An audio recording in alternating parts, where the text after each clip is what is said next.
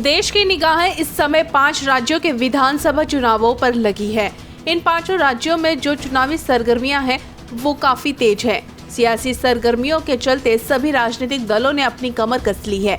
विधानसभा चुनावों की दिल्ली की सत्ता का सेमीफाइनल माना जा रहा है, क्योंकि जिस दल को जीत मिली है उसके लिए 2024 में होने वाले लोकसभा चुनाव में जीत के चांस बढ़ गए हैं। 5 में से 3 बड़े राज्यों में मुकाबला बीजेपी और कांग्रेस के बीच है। ऐसे में नजरें इन दोनों दलों पर टिकी हुई है, लेकिन इन सबके बीच देश की सियासत को प्रभावित करने वाला दूसरा सबसे बड़ा राज्य महाराष्ट्र में भी बहुत कुछ हो रहा है। यूपी के बाद महाराष्ट्र में लोकसभा की सबसे ज्यादा सीटें हैं। इसी के चलते इस राज्य पर एनडीए और इंडिया गठबंधन की नजर सबसे ज्यादा लगी हुई है। बीजेपी ने सत्ता के लिए इस राज्य में पहले शिवसेना और बाद में एनसीपी में टूट कराई। इसे इंडिया गठबंधन को झटका तो लगा, लेकिन अब बीजेपी को बड़ा झटका लगता दिखाई दे रहा है, क्योंकि राज्य में अब बीजेपी की सत्ता के दिन जल्द ही पूरे होते दिखाई दे रहे हैं। दीपावली से पहले राज्य में सत्ता बदलने के संकेत मिल रहे हैं और इस बीच शरद पवार की सक्रियता एक बार फिर राज्य में बढ़ गई है। महाराष्ट्र से इस समय जो सबसे बड़ी खबर आ रही है वो है शरद पवार और अजित पवार के बीच हुई मुलाकात सार्वजनिक मंच पर हुई है, जिसने बीजेपी की परेशानियां बढ़ा दी है, क्योंकि उसका सहयोगी एक दर्श शिंदे मुश्किल में फंसे हैं। अजित पवार की मुलाकात से पहले हम शिंदे की मुश्किलों पर बात करेंगे। दरअसल महाराष्ट्र विधान स्पीकर को 30 अक्टूबर तक सुप्रीम कोर्ट को बताना है कि वो शिंदे को उनके साथ बगावत करने वाले विधायकों पर कब फैसला दे रहे हैं।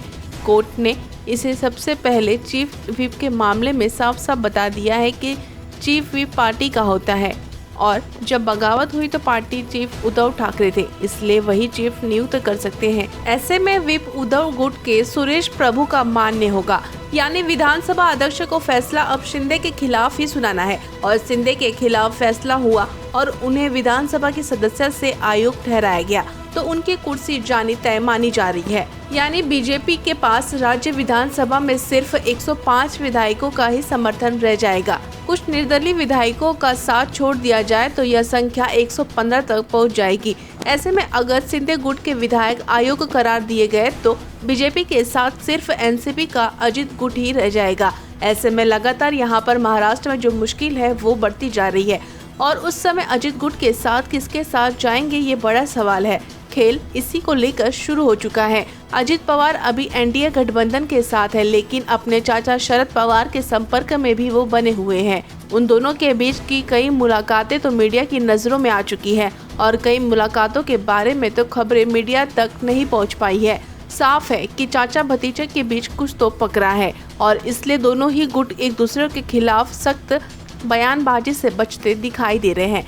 अजित पवार कांग्रेस पर भी निशाना साधते हैं, लेकिन अपने चाचा के बारे में कुछ नहीं बोलते, तो शरद पवार के निशाने पर सीधे सीधे बीजेपी हाई कमान दिखाई दे रही है और ऐसे में महाराष्ट्र में सियासी सरगर्मियां लगातार बढ़ती जा रही है। कयासों का बाजार गर्म है। अटकलें लगाई जा रही है कि शिंदे की कुर्सी जा सकती है, तो वहीं अजित पवार भी बीजेपी के साथ बड़ा खेला कर सकते हैं। इन सब के बीच शरद पवार इंडिया गठबंधन के नेताओं के साथ ही दूसरे दलों के नेताओं से भी मिल रहे हैं और अपने भतीजे के साथ होने वाली इनकी मुलाकात महाराष्ट्र की राजनीति में बड़े सियासी बदलाव का संकेत दे रहे हैं। दरअसल हम जिस मुलाकात की बात कर रहे हैं वो पुणे के एक स्कूल के कार्यक्रम में हुए, जहां शरद पवार और अजित पवार दोनों पहुंचे। दोनों नेताओं के एक कार्यक्रम में एक मंच पर बैठने के बाद इसकी तस्वीरें और वीडियो अब तेजी से वायरल हो रही है, जिसके बाद दावा किया जा रहा है कि अजित पवार सब कुछ भी खेला कर सकते हैं। साथ ही साथ यहाँ पर अजित पवार चाचा शरद पवार के साथ एनसीपी में वापसी का मन बना रहे हैं। शरद पवार के साथ अजित पवार की एक ही मंच पर मौजूदगी ने बीजेपी खेमे में खलबली मचा दी है, क्योंकि यह पहला मौका था जब मंच पर शरद पवार और अजित पवार के साथ सुप्रिया सुले भी मौजूद थी। अजित पवार की बगावत के बाद सुप्रिया सुले ने उनके खिलाफ एक शब्द नहीं बोला। उल्टा जब उनसे सवाल किया गया था कि अगर अजित पवार सीएम बनते हैं तो उनकी प्रतिक्रिया क्या होगी, तो सुले ने कहा कि उन्हें सबसे पहले वो बधाई देंगी, लेकिन ये भी सच है कि उन्हें बीजेपी नहीं इंडिया गठबंधन सीएम बनाएंगे। यानी संकेत दे दिया है कि जल्द ही कुछ बड़ा होने वाला है। अजित पवार एक बार फिर पवार परिवार के साथ आने के संकेत दे रहे हैं। शरद पवार के साथ होने वाली उनकी लगातार मुलाकातें इसी ओर इशारा कर रही है, यानी बीजेपी को बड़ा झटका देने की तैयारी हो गई है। 30 अक्टूबर का इंतजार है और 30 अक्टूबर को सुप्रीम कोर्ट में सुनवाई होनी है। विधानसभा स्पीकर को कोर्ट ने अंतिम मौका दिया है। ऐसे में कहा जा रहा है कि इस दिन शिंदे सरकार जाने की तारीख भी तय हो गई है और शिंदे सरकार के जाने के साथ ही जो नई सरकार बनेगी वो एनडीए गठबंधन की नहीं होगी बल्कि इंडिया गठबंधन सरकार बनाएगी, क्योंकि जो संकेत मिल रहे हैं उसमें यह साफ है कि चाचा भतीजा फिर एक साथ आ जाएंगे और इसके बाद राज्य में फिर इंडिया गठबंधन की सरकार बन सकती है।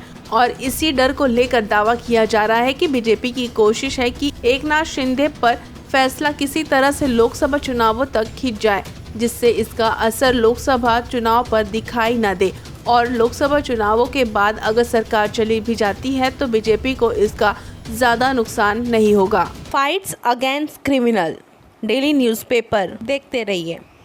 बस इतना ही। वीडियो को लाइक करें और चैनल को सब्सक्राइब कर लें जिससे आने वाली वीडियो की नोटिफिकेशन आपको मिलती रहे।